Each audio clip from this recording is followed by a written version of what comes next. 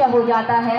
वो अपने पिता रावण के पास जाते हैं और कहते हैं कि पिताजी मेरी बात मानिए, ये दोनों कोई साधारण मनुष्य नहीं है बल्कि दो अवतार हैं जो कि भगवान के अवतार हैं। लेकिन रावण के जो चरित्र हैं हम उनसे भली भांति परिचित हैं। रावण उनकी बात नहीं मानते हैं और वो कहते हैं कि करना है तो युद्ध करो, वरना कह दो कि तुम अपने पिता की कोई सहायता, कोई मदद नहीं कर सकते हो।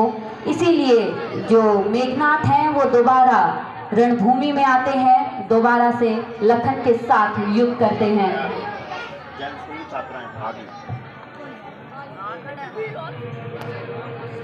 पिताश्री, पिताश्री, पिताश्री, पिताश्री, पिताश्री, मैंने आज ब्राह्मणास्त्र और शिवास्त्र नारायणास्त्र चलाया, परंतु लक्ष्मण पर कोई असर ही नहीं हुआ।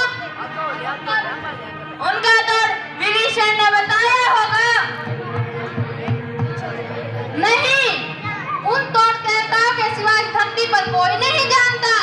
तो क्या लक्ष्मण को देवताओं ने बता दिया? नहीं, उसे बताने की कोई जरूरत नहीं है। लक्ष्मण तो देवताओं के देवता है। इंद्रजीत, क्या तुम लक्ष्मण के बाणों से डरकर ऐसा बोल रहे हो? क्षमा करें पिताश्री, पर मुझे कोई कायर कहे, मैं इस बात को सहन नहीं कर सकता।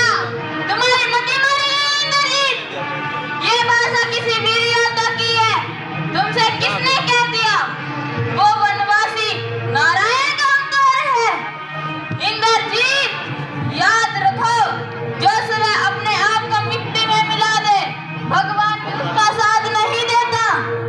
याद, ये युद्ध इस रावण का है, मैं इसे अकेला ही लड़ लूंगा।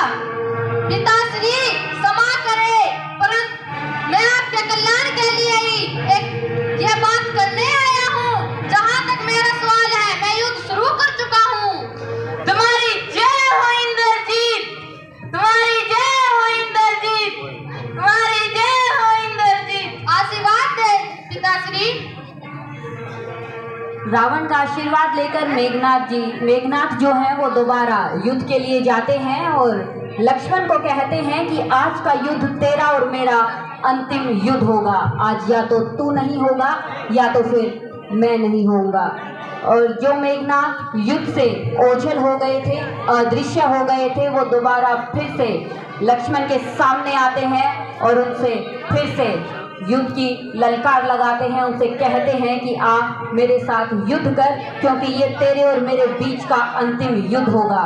इसके बाद एक जरूर मरेगा और एक की विजय होगी। और अब देखते हैं कि कैसे ये युद्ध प्रारंभ होता है और युद्ध में किसका अंत होता है और कौन विजयी होता है। तो अब हम देखते हैं मेघनाथ और लक्ष्मण के बीच का युद्ध।